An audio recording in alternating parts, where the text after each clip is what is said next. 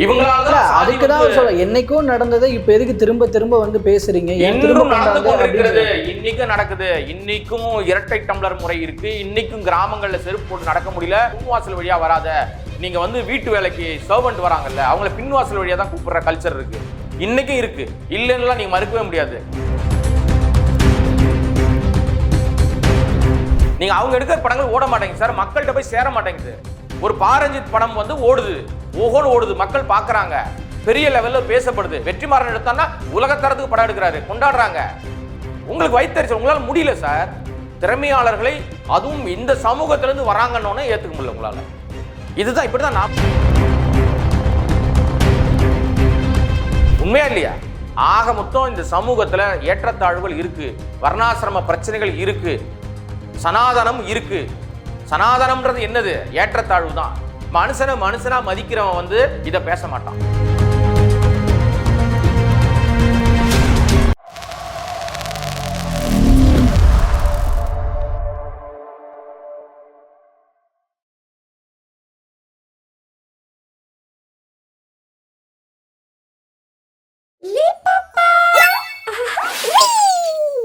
ஐத்தமிழ் நேயர்கள் அனைவருக்கும் அன்பு வணக்கம்.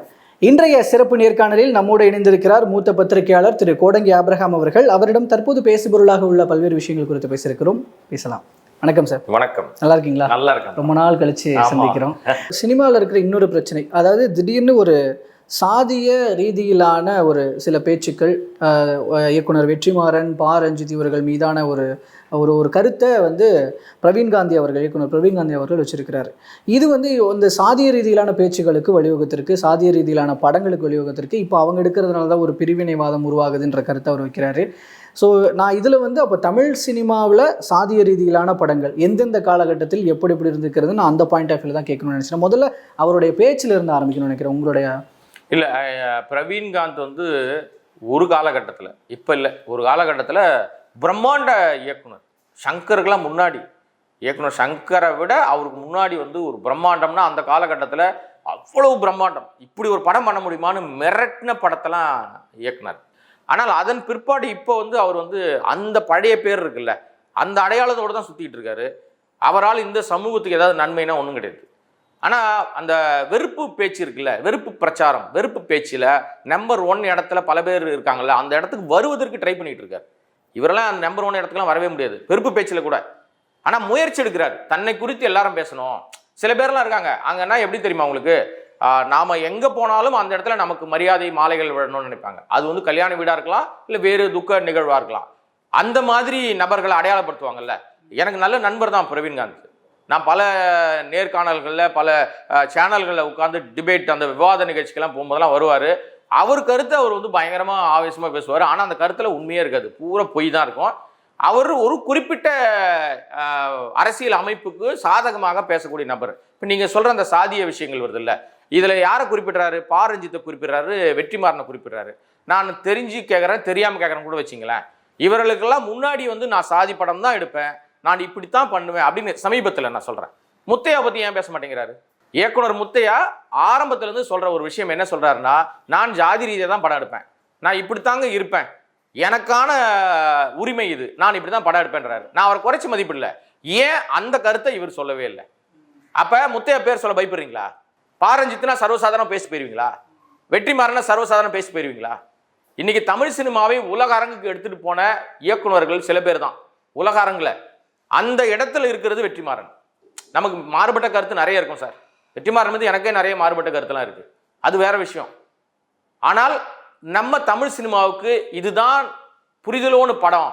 நீங்கள் அந்த படத்தில் எங்கேயாவது ஒரு சாதியை தாழ்த்தி ஒரு சாதியை உயர்த்தி காட்டியிருக்கா? நடந்த விஷயங்களை, வலியை பதிவு பண்ணுறாரு. ரஞ்சித் படங்களில் அவங்க சமூகத்தில் சார்ந்த அந்த வலி வேதனையை பதிவு பண்ணுறாரு. உனக்கு என்ன வலிக்குது? உனக்கே வலிக்குது?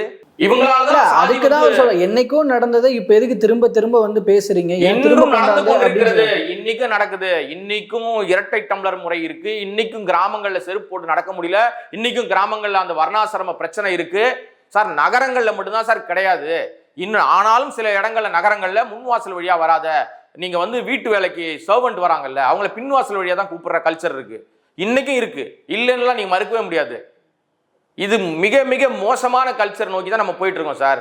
பணம் படைத்தவனா தான் இருக்கான். அங்க எந்த மரியாதையும் அவனுக்கு வந்து தான் அப்படின்ற அகங்கையில இருக்கான். சொல்றாருல எல்லாம் அதெல்லாம் பழசுங்க அப்படிலாம் இப்போ இருக்கு, இல்லைன்னா சொல்லவே முடியாது. நான் மட்டுமா சொல்றேன் சார், நீதிமன்றங்களே பல இடங்கள்ல சொல்லியிருக்கு. இரட்டை டம்ளர் முறை ஒழிந்து விட்டதுன்னு சொல்ல முடியுமான்னு கேக்குது நீதிமன்றம். கேட்டுச்சா இல்லையா? சமீபத்தில் கேட்டிருக்கு. கலெக்டர் போய் வந்து விசாரணைக்கு போறாங்க ஒரு கோவில் பிரச்சனையில. அந்த கோவிலுக்குள்ள குறிப்பிட்ட சமூகத்தினர் உள்ள வரக்கூடாதுன்னு பிரச்சனை பண்றாங்க. அங்க போறாங்க கலெக்டர், போனா பாக்குறாங்க இரட்டை டம்ளர் முறை இருக்கு. அதை அங்க போய் கண்டுபிடிக்கிறாங்க. இல்லைன்னு எப்படி சொல்ல முடியும் சார்? எல்லா படங்களும் இன்னைக்கு திரைமொழியில வரக்கூடிய அனைத்து படங்களும் எங்கோ ஒரு விஷயத்தை நடந்ததை ஏற்கனவே நடந்துகிட்டு இருக்கிறத இப்ப இனிமே நடக்க கூடாதுன்னு பதிவு பண்ற படங்கள் தான். ஒரு சில படங்கள் இருக்கு, ஒரு சில இயக்குநர்கள் இருக்காங்க சாதி வெறி பிடிச்ச இயக்குநர்கள். சொல்றேன், சாதி வெறி பிடிச்ச இயக்குநர்கள் சில பேர் இருக்காங்க, மத வெறி பிடிச்ச இயக்குநர்கள் சில பேர் இருக்காங்க. அந்த இயக்குநர்கள் எடுத்த படங்கள்லாம் சமீபத்தில் நாங்க உலகத்தையே திருப்பி போட வந்தோம்லாம் இருக்காங்க. ஒரு சாதி வன்மத்தோடு எடுத்த படங்கள்லாம் நிறைய சொல்ல முடியும். நான் இப்படிதான் படம் எடுப்பேன்னு சொல்லிட்டு கொஞ்ச நாளைக்கு முன்னாடி ஒரு படம் வந்ததுங்க. அந்த இயக்குனர் பேர் வந்து மைண்ட்ல வச்சுக்கிற அளவுக்கு பெரிய இயக்குனர் கிடையாது, இருந்தாலும் யோசிச்சு சொல்றேன். அந்த இயக்குனர் வேற யாரும் இல்லை, மோகன்ஜின்னு. அவர் ஒரு படம் வரிசையை எடுத்தார். இவர் எடுத்த படம்லாம் என்ன பண்ணியிருக்காரு, அடுத்த சாதியை கேவலமா பேசி, ஒரு சாதி தலைவரை கேவலமா பேசி, அதுல என்ன உனக்கு நன்மை கிடைச்சது? உனக்கு என்ன நன்மை வந்தது? உன்னை பெரிய தூக்கி கொண்டாடிட்டாங்களா? ஏன் இவர் பேரெல்லாம் சொல்லல? பிரவீன்காந்துக்கு மோகன்ஜியை தெரியாதா? தெரியுமா தெரியாதா சார்? அவர் படம் எடுத்தது தெரியுமா தெரியாதா? கண்டிப்பா இண்டஸ்ட்ரிக்குள்ள இருக்கிற அவங்களுக்கு குறிப்பில்ல. உங்களுக்கு எங்க வந்து வைத்தறிச்சல் தான். நீங்க அவங்க எடுக்கிற படங்கள் ஓட மாட்டேங்குது சார், மக்கள்கிட்ட போய் சேர மாட்டேங்குது. ஒரு பாரஞ்சித் படம் வந்து ஓடுது, ஓஹோன்னு ஓடுது, மக்கள் பாக்குறாங்க, பெரிய லெவல்ல பேசப்படுது. வெற்றிமாறன் எடுத்தான்னா உலகத்தரத்துக்கு படம் எடுக்கிறாரு, கொண்டாடுறாங்க. உங்களுக்கு வைத்தறிச்சல், உங்களால முடியல சார். திறமையாளர்களை அதுவும் இந்த சமூகத்திலிருந்து வராங்கன்னு ஏத்துக்க முடியல உங்களால. இதுதான் இப்படிதான் நான் இந்த விமர்சனத்துக்கு தான் அவர் சமீபத்தில் ஒரு இன்டர்வியூல பதில் சொல்லியிருக்கிறாரு. சார் எனக்கு எதுக்கு சார் வைத்தறிச்சல், நீங்க சொல்ற இவங்கெல்லாம் இப்போ பாக்குற வெற்றியை நான் அன்னைக்கே பார்த்துட்டேன். ஓட்டக்கூடாது சார். வெற்றியை பார்த்தானா வெற்றியை தக்க வைக்கிறவன் தான் நல்ல இயக்குனர். வெற்றியை தக்க வைக்கணும் சார். நான் முன்னாடி பண்ணிட்டேன் சார் சாதனை, என்னை மிஞ்சவே முடியாது அப்படிலாம் கிடையாது. நீங்க வந்து இயக்குனர் அடையாளத்தோடு இருக்கீங்களா? அந்த இயக்குனர் எது உங்களுக்கு வந்து இயக்குனர் அடையாளம் கொடுத்தது? திரைத்துறை தானே. திரைத்துறைக்கு நீங்க சரி, நீங்க வந்து நான் வெற்றியை பார்த்துட்டேன், நீங்கள்ல வெற்றிக்கு என்ன வழி சொல்லி கொடுங்க. பெரிய வெற்றி பெற்ற இயக்குனர் தானே, சொல்லி கொடுங்க சார். கிளாஸ் எடுங்க. இயக்குனர் சங்கம் என்ன பண்ணிட்டு இருக்குது? ஜாதி படம் எடுக்கிறப்பா, உன்னால இந்த சாதி வந்து சமூகத்துல வந்து பிரச்சனையாவது, போடுங்க, கூப்பிடுங்க, மீட்டிங் போடுங்க. சங்கம்ன்றது என்னது? நல்வழிப்படுத்துவதற்கு தானே உங்க உறுப்பினர்களை. இயக்குனர் சங்கம் என்ன பண்ணிட்டு இருக்கு? என்ன சார் பண்ணுது இயக்குனர் சங்கம்? பஞ்சாயத்து பண்ணிட்டு இருக்கு தான் அது வேலையா? இதெல்லாம் சீர்தூக்கி பார்க்கணும். ஆனா அங்க பஞ்சாயத்து தான் நடந்துகிட்டு இருக்கு. எவ்வளவு பிரச்சனை இருக்கீங்க? அடிப்படையில மைக்கு கிடைச்சிச்சு, மேடை கிடைச்சிருச்சு, இல்ல கேமரால உட்காந்து முன்னாடி பேசிட்டு இருக்கோம், கண்டதெல்லாம் பேசிடக்கூடாது. நீங்க பேசும்போது எல்லாரையும் பேசுங்க, எல்லாரையும் குறிப்பிடுங்க. ஏன் இவங்களை மட்டும் குறிப்பிடுறீங்க? நமக்கு எந்த சாதிக்கோ, நான் apart from religion, apart from caste, அதை தாண்டி நான் பேசுறேன், ஜேர்னலிஸ்டா பேசுறேன். 25 ஆண்டுகளை கடந்து நான் இந்த துறையில் இருக்கேன். செய்தியாளரா, பத்திரிகையாளரா பல்வேறு நிலைகளில் கடந்து வந்திருக்கேன். நான் திரையுலகத்திலையும் இருக்கேன். நான் ஆவணப்படம் எடுத்திருக்கேன். ஒரு படம் எடுக்கிறது எவ்வளவு கஷ்டம்னு எனக்கும் தெரியும். சும்மா சாதாரணமா வந்துடாது சார் வெற்றி. அதற்காக நீங்க உழைக்கணும். அது மக்கள்கிட்ட கொண்டு போய் சேர்க்கும் போது நீங்க யாருன்றதை மக்களை அடையாளப்படுத்துவாங்க. மக்கள் புரிஞ்சுக்கிட்டா தூக்கி போட்டுருவாங்க சார். ஜாம்பவான்களே தூக்கி போட்டிருக்காங்க. படம் சரியில்லைன்னு வச்சுங்க, நீ சொல்ற கருத்து தப்பா இருக்கு, நீ வந்து தவறா வழி நடத்துற, திசை மாற்ற அப்படின்னு நினைச்சா உன்னை தூக்கி போட்டுருவாங்க. இவரெல்லாம் சும்மாவா? நீங்க பேசுற ஆட்கள்லாம் ஏன் குறிப்பிடல? நான் கேட்கிற முத்தையாவை ஏன் சொல்லல, மோகன்ஜி ஏன் சொல்லல, இன்னும் பல பேர் இருக்காங்க. இந்த இப்போ ஒருத்தர் ரஞ்சித் ஒரு நடிகர் இருக்காரா, அவர் ஒரு படம் எடுத்து வச்சிருக்காரு. அப்ரப்டா தெரியுது ஒரு ஜாதியை வந்து ஒரு பகிரங்கமா வந்து டைரிங் அட்டாக் பண்றாரு. இவர் வந்து அப்படியே யோகியசிகா மணி மாதிரி பேசி, நீயே ஒரு ஜாதி பின்னாடி தான் ஒளிஞ்சுக்கிட்டு இருக்க. ஏற்கனவே இவரே வந்து இந்த சொல்றாரு நாடக காதல்னு கதை சொல்லிட்டு திரிவார். இன்னும் எவ்வளவு காலத்துக்கு சார் நாடக காதல் பேசுவாங்க? இவரே ஒரு நாடக காதல் பேர் வழி தான் சார். இவர் முதல் மனைவி யாரு? நான் பர்சனல் பேச மாட்டேன், இருந்தாலும் வேற வழியில் இதை சொல்லித்தான் ஆகணும். இல்ல ரஞ்சித், நடிகர் ரஞ்சித், அவரே காதல் திருமணம் தானே பண்ணாரு, இன்டர்காஸ்ட் மேரேஜ் தானே. அதுக்கு என்ன பேர்? அதுக்கு பேர் என்ன சார்? அந்த திருமணம் முறிவாயிருச்சு, அடுத்து ஒரு திருமணம், அதுவும் பிரச்சனை. அது இன்டர்காஸ்ட் மேரேஜ். காஸ்டே இல்லை சார். இங்க சமூகத்துல நீங்க யாருன்றது அடையாளப்படுத்துறது கண்ணாடி முன்னாடி நிக்க சொல்லுங்க. பேசுற எல்லாரையும் கண்ணாடி முன்னாடி. நானும் அதான், நானும் எனக்கும் விதிவிலக்கு கிடையாது.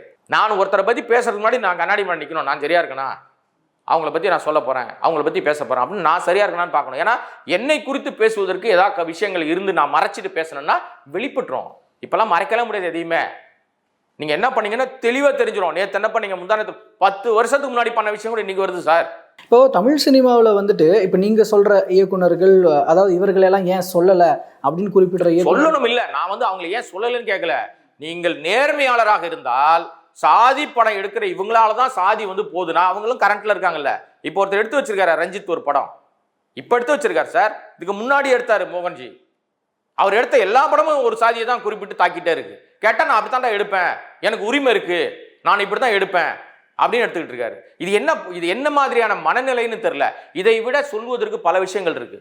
இந்த சமூகத்துல திரைமொழி மூலமாக சொல்வதற்கு பல விஷயம் இருக்கு.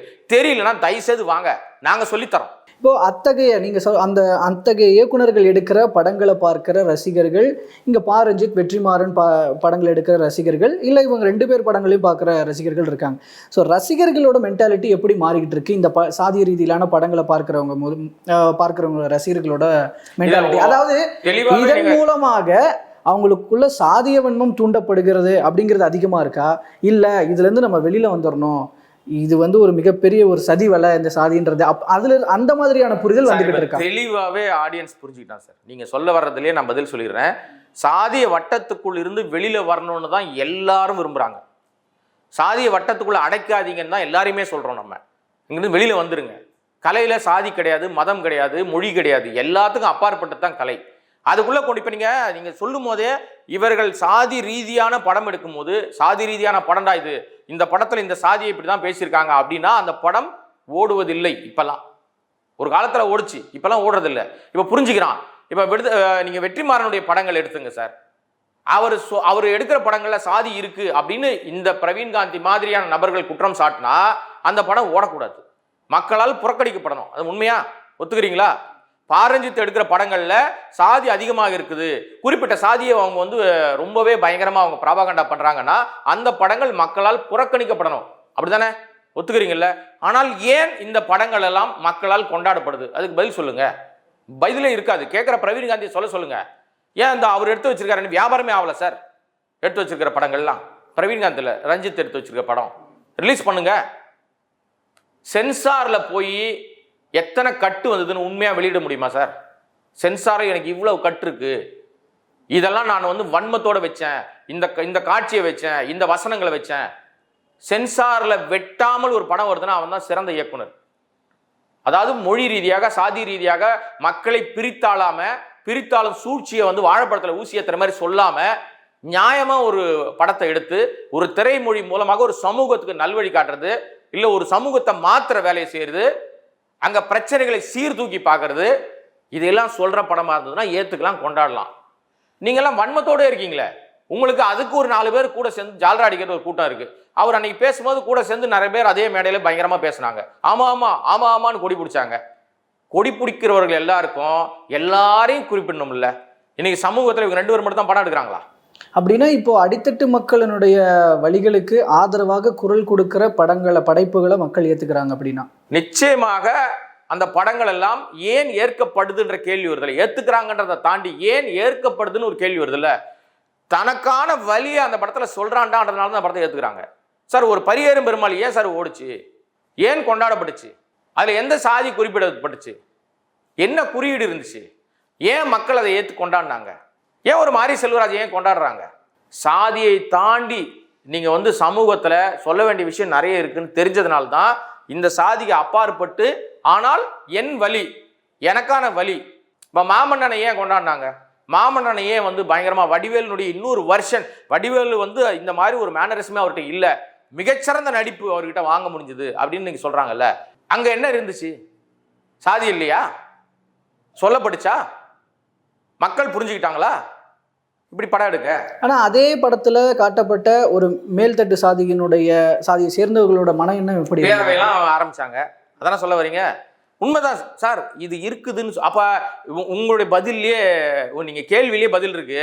சாதி இல்லை, இப்ப போய் ஏன் சாதியெல்லாம் காமிக்கிறீங்கன்னு பிரவீன்காந்த் சொன்ன விஷயம் நீங்க சொன்ன பதிலுக்கு அடக்கமாயிருச்சா? அப்ப இருக்கிறதுனால தான் கொண்டாடுறாங்க. சாதி இருக்கிறது, சாதி பெருமை இருக்குது, நான் உயர்ந்த சாதி, நீ எல்லாம் எனக்கு கீழே இருக்கிற அப்படின்னு சொல்றதுனால தானே கொண்டாடுறாங்க, பேரவை ஆரம்பிக்கிறாங்க. உண்மையா இல்லையா? ஆக மொத்தம் இந்த சமூகத்துல ஏற்றத்தாழ்வுகள் இருக்கு, வர்ணாசிரம பிரச்சனைகள் இருக்கு, சனாதனம் இருக்கு. சனாதனம்ன்றது என்னது? ஏற்றத்தாழ்வு தான். மனுஷனை மனுஷனா மதிக்கிறவன் வந்து இதை பேச மாட்டான். எனக்கு சரிக்கு சம்மா உட்காந்து நீ எப்படா சாப்பிடுவ, எனக்கு சரிக்கு சம்மா எப்படி நீ உட்காருவ, எனக்கு கீழானவன், நான் உனக்கு வேலை கொடுக்குறேன், என்னுடைய வேலைக்காரன் நீ, என் வயல்ல வேலை செய்யறவன், என் கார் துடைக்கிறவன் கடைசி வரையும் கார் தான் துடைக்கணும், எனக்கு டிரைவர் நீ கடைசி வரையும் எனக்கு டிரைவராக தான் இருக்கணும், உன் மகன் படிச்சு வெளியே வரக்கூடாது, பெரிய ஆளா மாறக்கூடாது. இந்த மனநிலை இன்னும் இருக்கு சார், எல்லா இடங்களையும் இருக்கு. பிரபலமா இருக்கிறவர்கள் மத்தியில சைலண்டா இருக்கு. ஸோ இந்த மாதிரியான விஷயங்களை எடுத்துட்டு போகிற இப்போதைய தமிழ் சினிமா வந்து ஒரு சரியான களத்தில் சரியான இடத்தை நோக்கி முன்னேறிட்டு இருக்கு இந்த படங்களை சார்ந்து பார்க்கும்பொழுது அப்படின்னு நீங்கள் நினைக்கிறீங்களா? இல்லை, இண்டஸ்ட்ரியில் இன்னைக்கு வந்து பல்வேறு தரப்பான விஷயங்கள் வந்துகிட்டு இருக்கு. நீங்கள் வந்து ஒரு ஒரு குறிப்பிட்ட மொழிக்காகவும் குறிப்பிட்ட சாதிக்காகவும் மட்டும் யாரும் படம் எடுக்கிறது இல்லை, எல்லா விஷயங்களையும் எடுத்துக்கிட்டு இருக்காங்க. நீங்கள் இந்த படங்கள் வந்து மக்களால் கொண்டாடப்பட்டால் தான் அது போன்ற படங்கள் தொடரும். ஒன்று நல்லா புரிஞ்சுக்கணும், நீங்கள் மக்கள் எதை ஏற்கிறார்களோ எதை கொண்டாடுகிறார்களோ அது தொடர்பான விஷயங்கள் மட்டும் தொடர்ந்து வரும். ஒரு சுப்பிரமணியபுரம்னு ஒரு படம் வந்தது, உதாரணத்துக்கு சொல்கிறேன். சுப்பிரமணியபுரம்னு படம் வந்தோம்னா அது கொண்டாடி தீர்த்தாங்க அந்த படத்தை. உடனே அதே மாதிரி ஒரு 100 படம் வந்துச்சு, ஓடிச்சா? ஓடல. அது மாதிரி வெற்றி பெற்ற படங்கள்னு வந்துன்னா அந்த படத்தை வரிசையிலே வருவாங்க.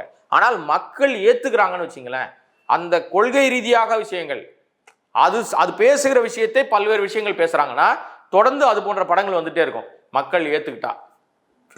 அதனால இங்கே மக்கள் தான் தீர்மானிக்கிறவர்கள், ரசிகர்கள் தான் ஒரு படத்தினுடைய வெற்றியை தீர்மானிக்கிறவர்கள். இங்கே சாதியோ மதமோ இயக்குனரோ நடிகரோ தீர்மானிக்கிறது இல்லை. உச்ச நடிகர் படம் கூட சரியில்லைன்னா ஓடாது, அறிமுக நடிகர் படம் நல்லா இருந்துச்சுன்னா ஓஹோன்னு ஓடும்.